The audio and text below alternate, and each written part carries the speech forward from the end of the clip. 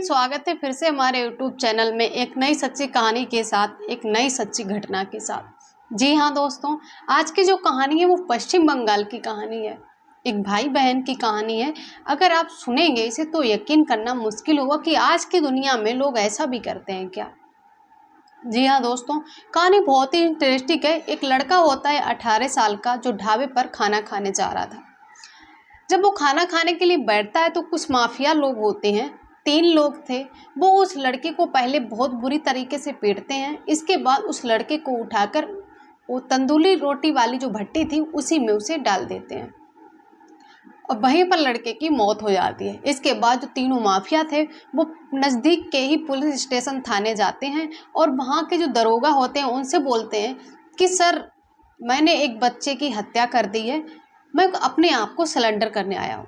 दोस्तों, जब ऐसा सुनते हैं तो उन्हें मजाक लग रहा था, क्योंकि कोई भी मर्डर करने के बाद खुद को सरेंडर करने कोई भी नहीं जाता।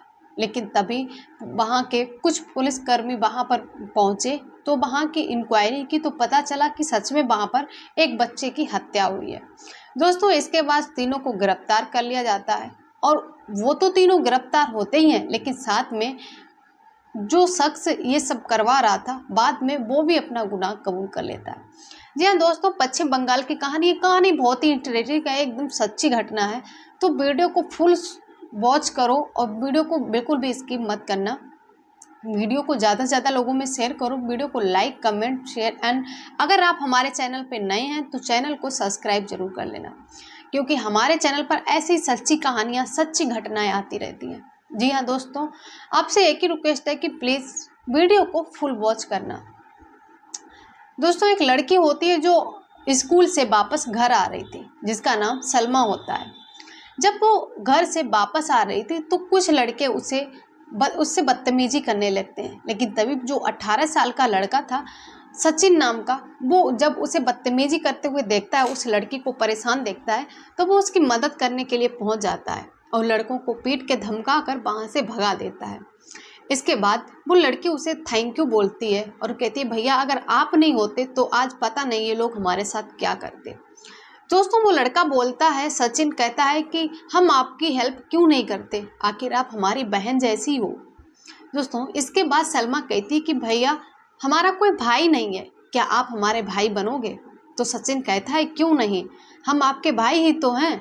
अगले जब भी रक्षाबंधन आएगा तो अगले रक्षाबंधन को हम तुम्हारे घर राखी बंधवाने के लिए ज़रूर आएंगे। दोस्तों, इतना कहने के बाद एक दूसरे का नंबर लेते हैं और भाई बहन के रिश्ते में दोनों बन जाते हैं। इसके बाद सचिन उधर से सलमा को छोड़ते हुए अपने घर चला जाता है।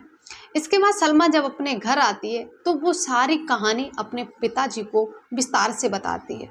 इसके बाद उसके पिता भी सचिन की बहुत ज़्यादा तारीफ करते हैं और उसे घर बुलाने के लिए बोलते हैं। तभी सलमा कहती है कि अगली रक्षाबंधन पर भाई हमारे घर आएगा और हमसे राखी बंधवाएगा।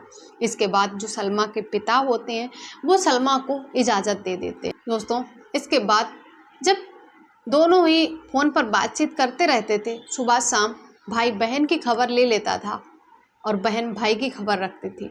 दोस्तों, दोनों ही बहुत खुश थे। एक बहन को एक भाई मिल गया था और एक भाई को एक बहन मिल गई थी और माता पिता भी दोनों खुश थे।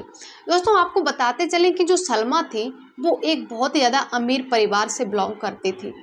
उसके पिता बहुत ही बड़े बिजनेसमैन थे, पैसे वाले थे।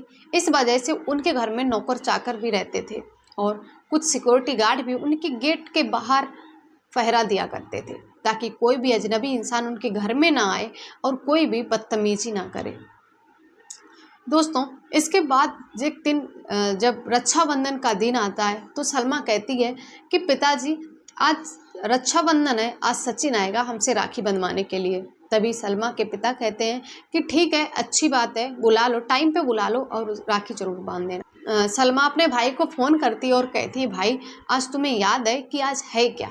तभी सचिन बोलता है, हाँ बहन मुझे याद है, आज रक्षाबंधन है और हम टाइम पर ही राखी बंधवाने के लिए घर आ जाएंगे। सलमा कहते कि भाई जल्दी आना, टाइम पर आना, मुझे भूख भी लग रही है और मैंने फास्ट भी रखा है, हम राखी बांधने के बाद ही कुछ खाएंगे। दोस्तों, इसके बाद सचिन और भी जल्दी आता है, लेकिन तभी पता चलता है कि जो सलमा के माता पिता थे उन्हें किसी दोस्त की शादी में जाना था। तभी वो सलमा से कहते हैं कि हम और तुम्हारी माँ शादी में जा रहे हैं, क्या तुम चलोगी मेरे साथ? तभी सलमा मना कर देती है और कहती है नहीं, आज तो पिताजी हम नहीं जाएंगे, क्योंकि आज हमारा भाई सचिन आएगा घर पे राखी बंधवाने के लिए, तो आज हम उसी का इंतज़ार करेंगे। दोस्तों, इतना कहने के बाद सलमा के जो माता पिता होते हैं वो शादी में चले जाते हैं और सचिन उधर से अपने घर से निकलता है सलमा से राखी बंधवाने के लिए।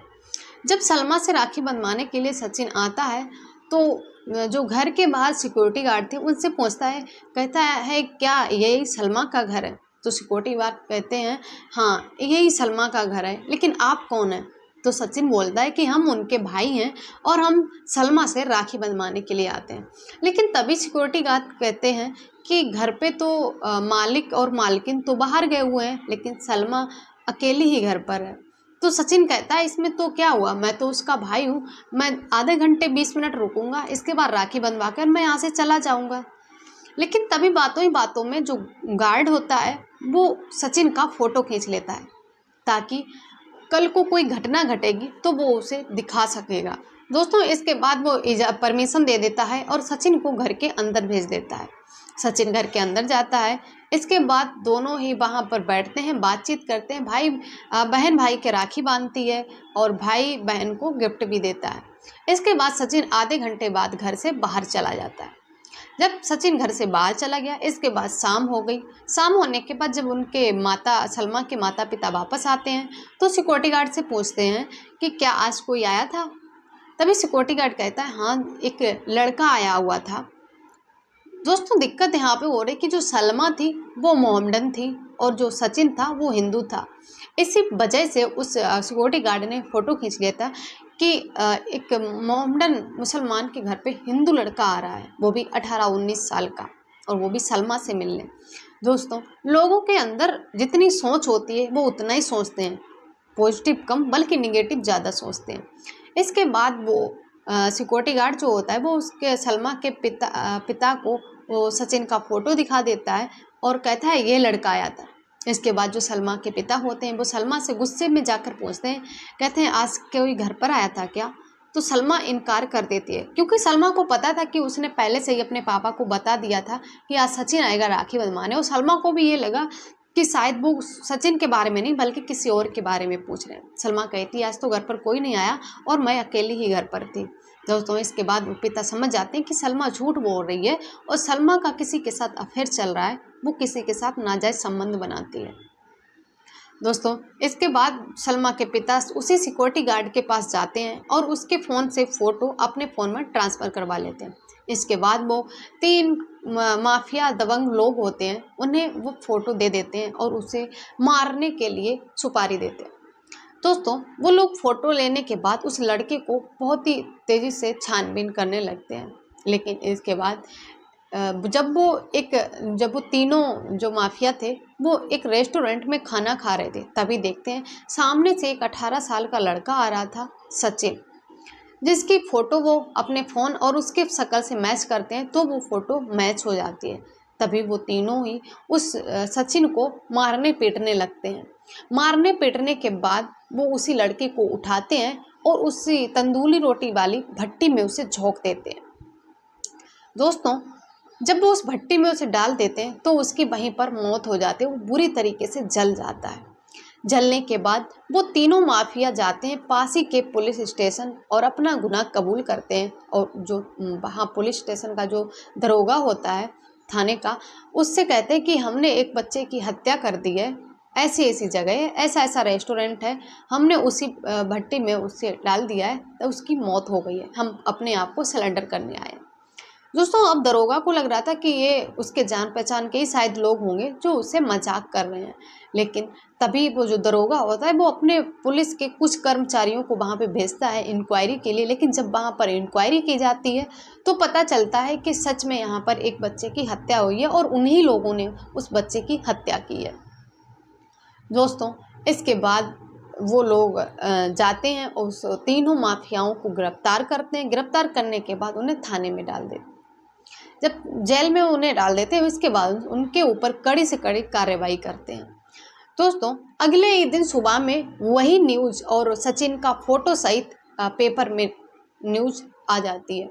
जब पेपर में न्यूज़ आती है तो देश के कोने कोने में सचिन की न्यूज़ पढ़ी जा रही थी, लेकिन वही अखबार सलमा के घर पे भी आता है। तभी सलमा चाय पीते हुए मॉर्निंग के ही टाइम उस पेपर को, अखबार को पढ़ रही थी। जब वो अखबार को पढ़ रही थी तो अचानक ही नज़र उसकी सचिन पर पड़ती है, और जब वो पूरी न्यूज़ पढ़ती है तो उसके पैरों तले ज़मीन खिसक जाती है और वो दहाड़े मारकर रोने लगती है। तभी उसके पिता वहाँ पर आते हैं और पूछते हैं कि सलमा तुम रो क्यों रही हो। तभी सलमा कहती है, अपने भाई सचिन की फ़ोटो दिखाते हुए कहती है कि पिताजी यही तो मेरा भाई था, यही तो सचिन था, इसकी किसी ने हत्या कर दी है। एक तो भाई भगवान ने पहले ही नहीं दिया था, और जो भाई हमने मोमोला भाई बनाया भी था वो भगवान ने छीन लिया। दोस्तों जब वो पिता उसके सचिन की फ़ोटो देखते हैं तो समझो उनके पैरों तले ज़मीन खिसक जाती है और वो अपने किए हुए पे बहुत पछतावा करते हैं। दोस्तों इसके बाद वो सलमा को शांत करते हैं और सलमा को कुछ ना बताने के बाद वो पुलिस स्टेशन जाते हैं, और जब पुलिस थाना जो दरोगा, थाने का दरोगा होता है, उसे पूरी स्टोरी बताते हैं। जब वो उसकी कहानी सुनता है तो सच में दरोगा भी बहुत ज़्यादा परेशान हो जाता है। अब वो 3 माफियों को तो गिरफ्तार कर ही चुके थे, अब साथ में उसके सलमा के पिता को भी गिरफ्तार करते हैं, और जो सलमा का पिता था वो अपना गुनाह सारा कबूल कर लेता है। अब सलमा के पिता को भी जेल में डाल दिया गया है और कड़ी से कड़ी कार्रवाई की गई है। दोस्तों अब कोर्ट क्या फैसला लेता है, उन तीनों चारों को कौन सी सज़ा मिलती है, ये तो जज साहब डिसाइड करेंगे। लेकिन इस कहानी से ये ज़रूर सीखने को मिला है कि पहले तो दूसरों की बातों पर भरोसा नहीं करना चाहिए जब तक खुद की आंखों से वो चीज़ देख ना लो। कभी कभी आंखों का देखा हुआ भी गलत साबित हो जाता है। दोस्तों अब इसमें सचिन की कोई भी गलती नहीं थी, जो भी गलती थी सारी गलती सलमा की थी, क्योंकि सलमा ने वो सच छुपाया हुआ था, क्योंकि सलमा को खुद ही नहीं पता था कि वो किसी और के बारे में पूछ रहे या फिर सचिन के बारे में पूछ रहे। अगर सलमा उसके बारे में बता देती, रक्षाबंधन वाले दिन ही बता देती, तो शायद ये सब नहीं होता। जब ये चीज़ सलमा को पता चलती है तो वो बहुत ही ज़्यादा डिप्रेशन में चली जाती है, या यूँ बोल सकते हैं कि कोमा में चली जाती है। एक तो उसका भाई गया हुआ था, दूसरे उसके पिता भी, उन्हें भी सज़ा मिलनी थी। दोस्तों वीडियो कैसा लगा, कहानी कैसी लगी, कमेंट सेक्शन में ज़रूर बताना, और वीडियो को ज़्यादा से ज़्यादा like, comment, share and channel को सब्सक्राइब जरूर कर लेना। दोस्तों आप लोग ने बहुत हमें सपोर्ट किया है, आगे भी ऐसे ही करते रहिए, और सपोर्ट करने के लिए बहुत बहुत धन्यवाद। और अब मिलते हैं नेक्स्ट वीडियो में, लेकिन वीडियो को लाइक, चैनल को सब्सक्राइब किए बिना बिल्कुल भी मत जाना। मिलते हैं नेक्स्ट वीडियो में, तब तक के लिए धन्यवाद।